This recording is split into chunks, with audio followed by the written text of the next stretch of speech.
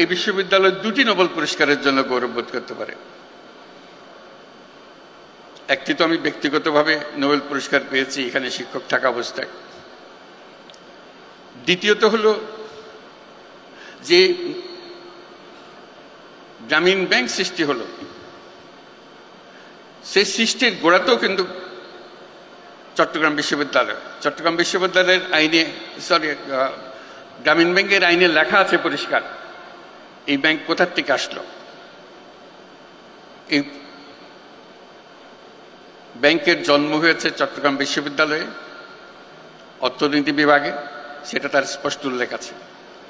কাজে দুটো এবং গ্রামীণ ব্যাংকও একটা নোবেল পুরস্কার প্রাপ্ত প্রতিষ্ঠান। কাজে 2টি নোবেল পুরস্কারের জন্য এই বিশ্ববিদ্যালয়